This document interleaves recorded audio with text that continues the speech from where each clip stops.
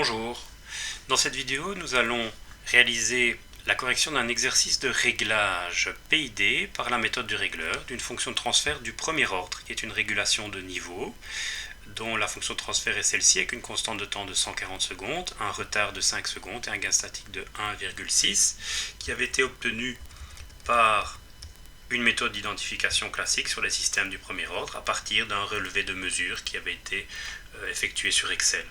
Donc on obtenait cette fonction de transfert ici. Donc voilà d'où vient notre fonction de transfert. Ensuite, on va construire toute notre boucle de régulation, qui est celle-ci. Donc allons voir directement sur Scilab quelle est la configuration des différents blocs. Donc nous avons ici un retard de 5 secondes. On a ici un niveau initial, pour ne pas forcément partir de 0, mais le cahier de charge nous demande de simuler ce qui se passe en démarrant de 40% de niveau dans la cuve. Donc nous avons ici un échelon de 40 à 50, donc un échelon d'amplitude 10, en démarrant à l'instant 0. On a notre régulateur PID mixte, ici avec une saturation à 100% et une valeur limite inférieure à 0. Attention ici, notre comparateur fait l'opération mathématique SP moins PV. Donc il est très important ici de mettre le moins, sinon la régulation ne va pas du tout fonctionner. Par contre ici, c'est bien un plus partout. On ajoute le delta PV au PV initial. Et ici également, ce sont une addition des trois actions PID, donc bien des plus à ce niveau-là. Au niveau du temps du graphique, eh bien, on va se situer ici à 200 secondes par exemple. On va essayer d'abord avec ça, puisque la constante de temps est de 140 secondes. Donc on peut supposer que sur 200 secondes, on va déjà voir pas mal de choses. Ici aussi, il faut adapter le paramètre à 200 secondes.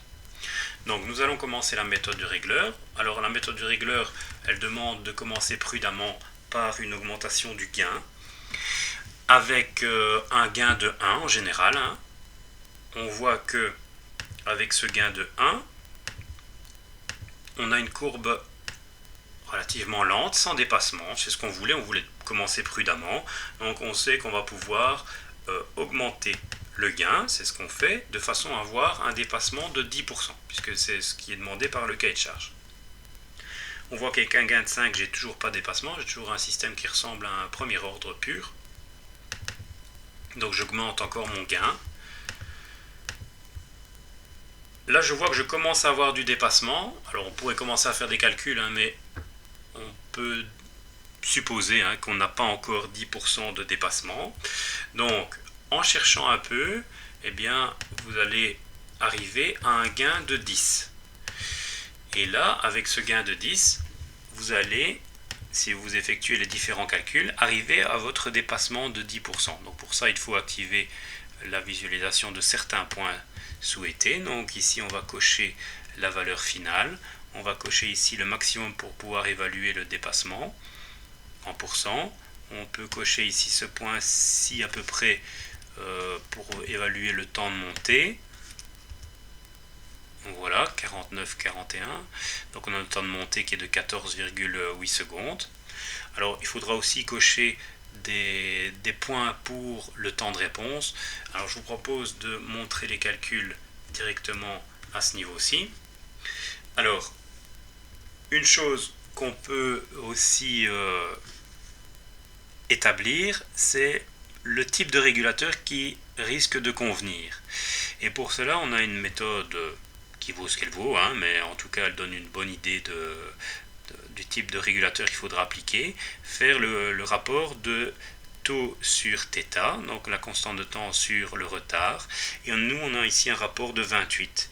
Ce qui veut dire qu'on est dans le domaine du tout ou rien. Alors, ça veut dire que la régulation va être facile. Alors ici, c'est une régulation de niveau avec une pompe centrifuge à un variateur. Donc, on va éviter de la faire fonctionner en tout ou rien. On sait que un moteur asynchrone, même s'il est équipé d'un variateur, on va éviter de le faire fonctionner en marche arrêt. Sinon, c'est un peu bête d'avoir un variateur. Donc, nous, en tout cas, on sait que cette régulation, elle ne va pas être très compliquée à réaliser. Sans doute que même qu'avec un régulateur proportionnel, on va déjà avoir des bons résultats.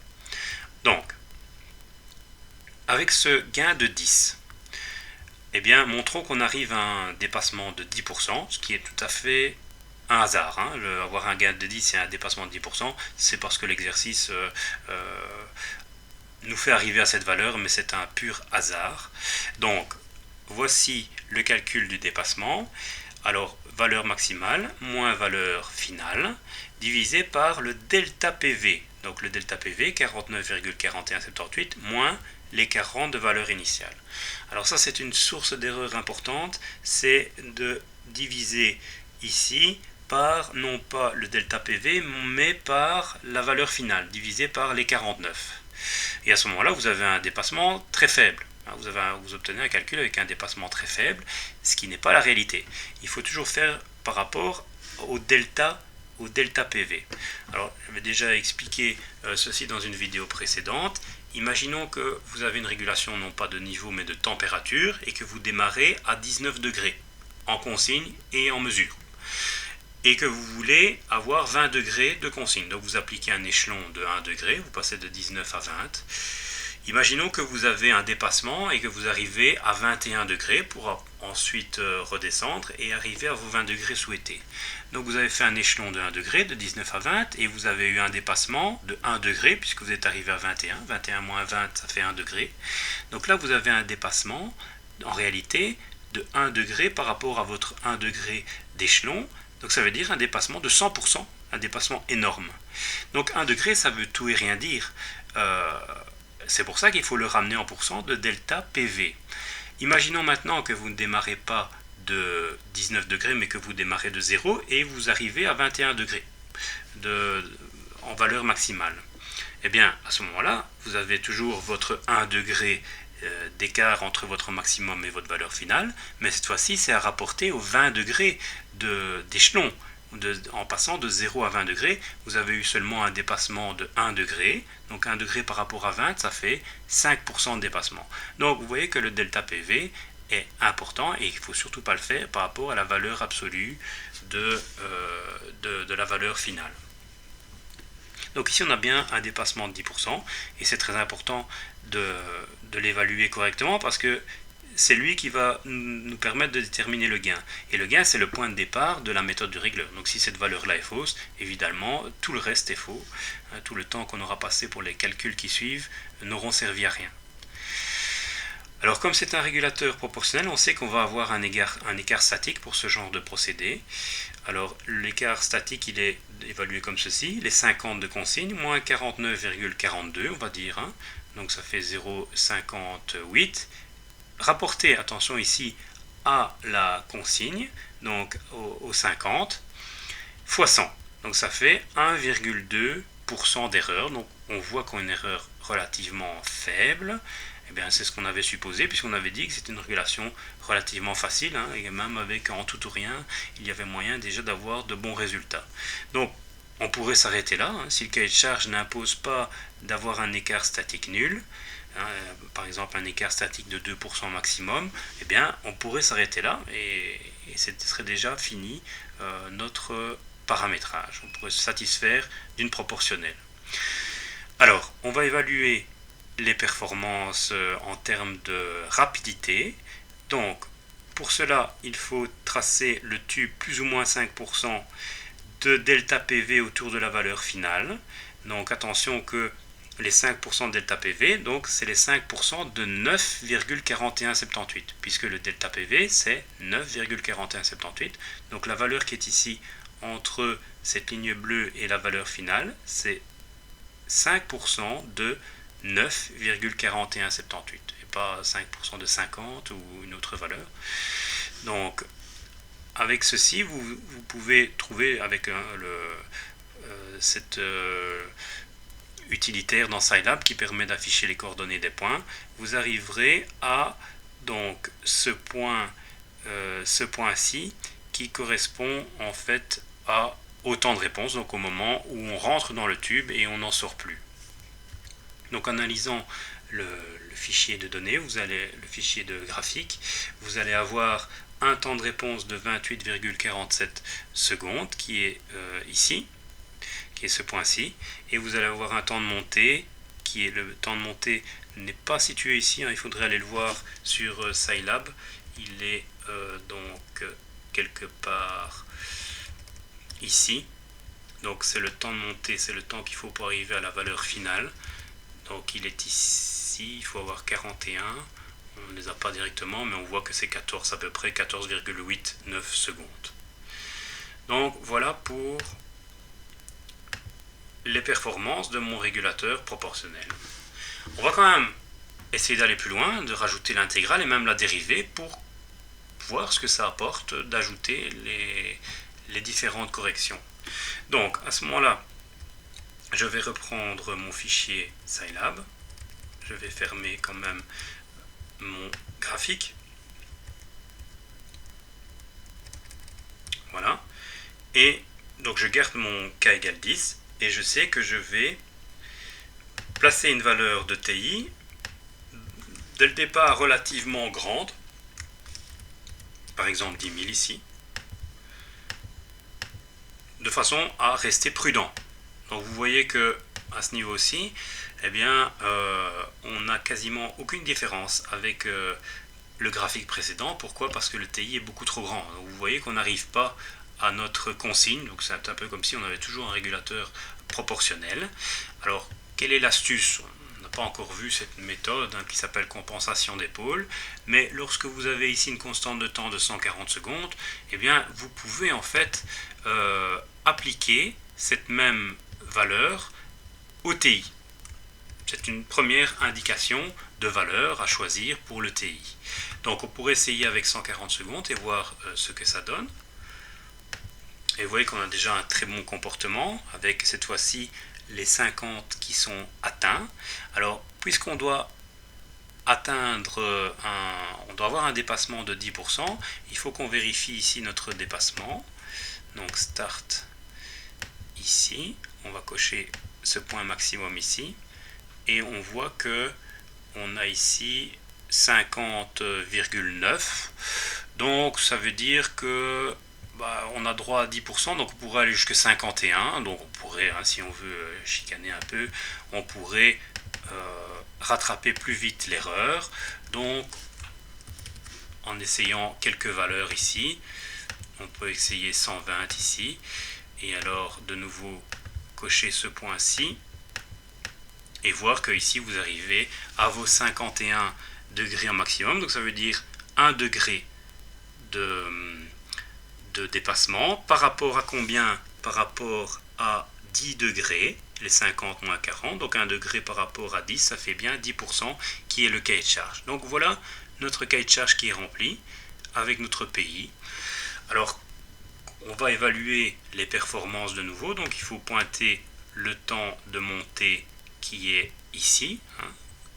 Il faut pointer aussi des valeurs qui vont permettre de déterminer le temps de réponse. Donc temps de réponse 5%, 5% de delta PV, ça fait 0,5%.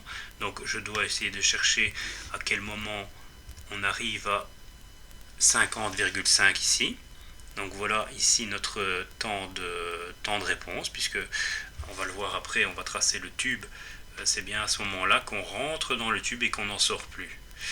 Alors, les calculs ont déjà été faits avant et on va les présenter ici. Donc voilà, avec un TI de 20, voici notre courbe obtenue. Donc on règle le TI pour avoir 10% de dépassement, ni plus ni moins, et bien sûr avoir PV égale SP, puisque c'est l'avantage de l'intégrale, c'est de permettre d'annuler l'écart statique. À ce moment-là, vous avez votre dépassement de 10%, toujours entre le dénominateur doit être valeur finale moins valeur initiale. Traçons notre tube ici, ce qui permet de déterminer le temps de réponse, 28,56. Le temps de montée est ici 15,4 secondes, qui est ici, puisqu'on atteint 50% ici à 15,4 secondes, après 15,4 secondes. Donc voilà notre performance pour notre régulateur PI. Alors, maintenant on va aller un peu plus loin et on va réaliser on va essayer un régulateur PID.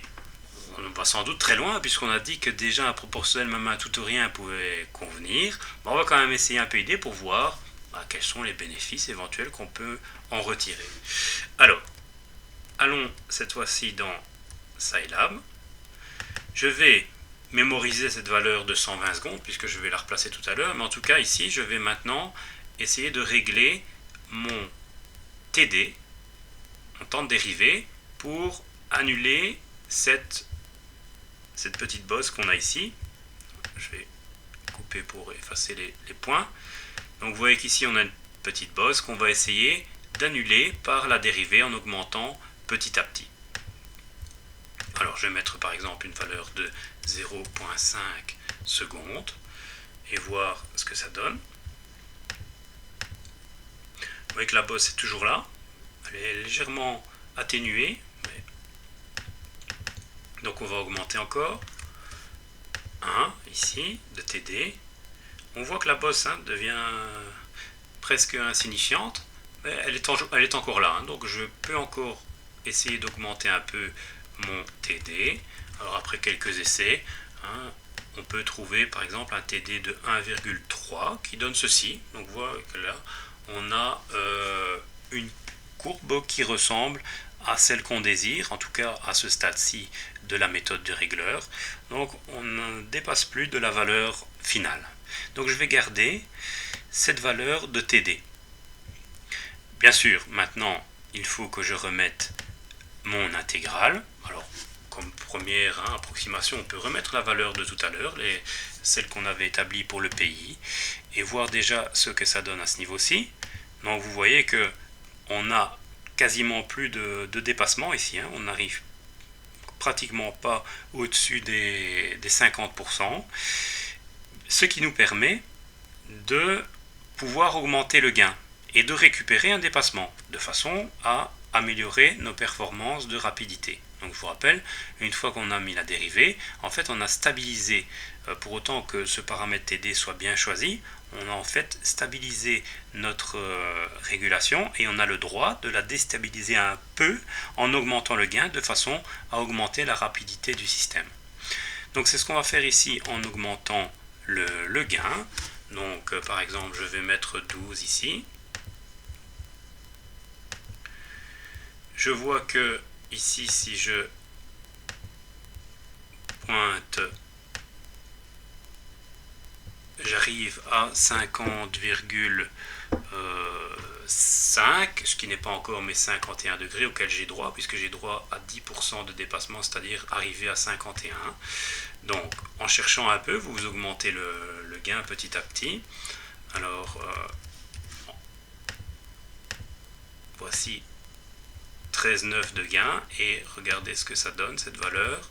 Donc on arrive ici à 51,05, donc on va dire qu'on est à 51%, donc on a nos 10% de dépassement qui sont atteints. Et donc on va garder cette configuration là de paramétrage PID. On va évaluer nos performances pour voir si ça sert à quelque chose d'amener un PID sur un tel process. Donc je vais pointer les points qui m'intéressent, c'est-à-dire 50,5 pour le temps de réponse, le temps de montée ici. Donc ces calculs là ont déjà été faits auparavant. Allons voir ce que ça donne ici. Donc le PID, ce qu'on a fait d'abord, si on rappelle la méthode, c'est qu'on a remis à 0 la correction intégrale, donc ça veut dire mettre l'infini au niveau du TI. On a mis notre TD à 0, on regarde le gain qui nous donne 10% de dépassement et c'est toujours 10. Ensuite, ce qu'on a fait, c'est qu'on a augmenté très progressivement le temps de dérivée de façon à annuler notre premier dépassement. Et ensuite, on en était là, c'est qu'on a ensuite remis l'intégrale de façon à annuler l'écart permanent et on avait une courbe qui ne présentait quasiment plus de dépassement, donc ça nous a permis de réaugmenter le gain. On était à 10 initialement, on a augmenté le gain jusqu'à 13,9 et on a obtenu cette courbe qui présente cette fois-ci un dépassement de 10%, puisque on arrive à 1% au-dessus de 50 par rapport à 50 moins 40, donc ça fait 9,4. On pourrait augmenter si on veut chicaner, on peut augmenter encore un tout petit peu notre gain ici, mais en tout cas en plaçant le tube plus ou moins 5% ici, on obtient un temps de réponse de 24,49 secondes, un temps de montée de 14,65. Donc voilà les performances de notre PID. Alors on va comparer aux autres régulateurs qu'on a déterminés auparavant, et voici les performances de rapidité, on va dire, puisque au niveau dépassement, on a chaque fois 10% de dépassement attendu de façon théorique.